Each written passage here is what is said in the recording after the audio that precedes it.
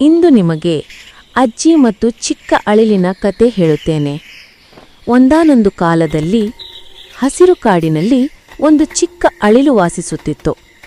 ಅದು ದಿನವಿಡೀ ಆಟ ಆಡುತ್ತಾ, ಕುಣಿಯುತ್ತಾ, ನಗುತ್ತಾ ಕಾಲ ಕಳೆಯುತ್ತಿತ್ತು.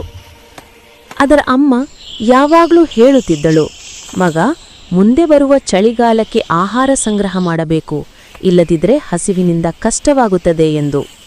ಆದರೆ ಅಳಿಲು ಕೇಳುತ್ತಿರಲಿಲ್ಲ. ಅದು ಅಮ್ಮನಿಗೆ ಹೇಳುತ್ತಿತ್ತು, ಅಮ್ಮ, ಚಳಿಗಾಲ ಏನು ಬಹಳ ದೂರ ಇದೆ, ನಾನು ನಂತರ ಕೆಲಸ ಮಾಡುತ್ತೇನೆ, ಆಮೇಲೆ ಮಾಡುತ್ತೇನೆ ಎನ್ನುತ್ತಲೇ ಇರುತ್ತಿತ್ತೆ ಹೊರತು ಕೆಲಸವಂತೂ ಮಾಡುತ್ತಿರಲಿಲ್ಲ. ಹೀಗೆ ದಿನಗಳು ಕಳೆಯುತ್ತಿದ್ದವು. ಕಾಡಿನ ಇತರ ಪ್ರಾಣಿಗಳು, ಮೊಲಗಳು, ಹಕ್ಕಿಗಳು, ಕರಡಿ, ಹೀಗೆ ಎಲ್ಲರೂ ತಮ್ಮ ತಮ್ಮ ಕೆಲಸಗಳಲ್ಲಿ ಬ್ಯುಸಿಯಾಗಿದ್ರು. ಅವರೆಲ್ಲರೂ ಚಳಿಗಾಲಕ್ಕೆ ಆಹಾರದ ತಯಾರಿ ಮಾಡಿಕೊಳ್ಳುತ್ತಿದ್ರು. ಆದರೆ ಚಿಕ್ಕ ಅಳಿಲು ಮಾತ್ರ ಆಟ ಆಡುತ್ತಾ ಕಾಲ ಕಳೆಯುತ್ತಿತ್ತು. ಒಂದು ದಿನ ಆಕಾಶದಲ್ಲಿ ಕಪ್ಪು ಮೋಡಗಳು ಮೂಡಿದವು. ಗಾಳಿ ಬೀಸಿತು, ಮಳೆ ಶುರುವಾಯಿತು, ಕಾಲ ಬದಲಾಯಿತು, ಮಳೆಗಾಲ ಬಂದಿದೆ. ಅಳಿಲು ಆಗ ಆಹಾರ ಹುಡುಕಲು ಹೊರಟಿತು. ಆದರೆ ಎಲ್ಲೆಡೆ ಹಿಮ ಮುಚ್ಚಿತ್ತು. ಅದಕ್ಕೆ ತಿನ್ನಲು ಏನೂ ಸಿಗಲಿಲ್ಲ. ಅದು ಮಳೆಯಲ್ಲಿ ನೆನೆದು ನಡುಗುತ್ತಾ ಅಳತೊಡಗಿತು.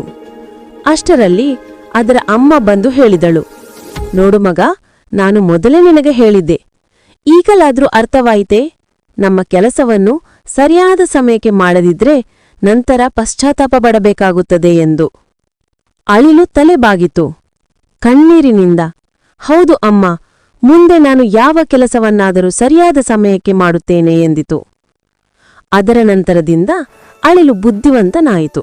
ನಂತರ ಅದರ ಕೆಲಸ ಸರಿಯಾದ ಸಮಯಕ್ಕೆ ಮಾಡಿಕೊಳ್ಳುತ್ತಿತ್ತು.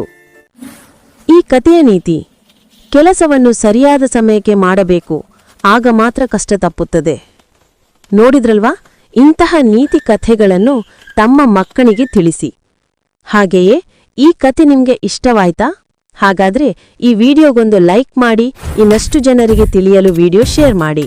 ಇನ್ನಷ್ಟು ಇಂಟ್ರೆಸ್ಟಿಂಗ್ ಕಥೆಗಳಿಗಾಗಿ ಈ ಚಾನಲ್ ಅನ್ನು ಸಬ್ಸ್ಕ್ರೈಬ್ ಮಾಡಿ. ಧನ್ಯವಾದಗಳು.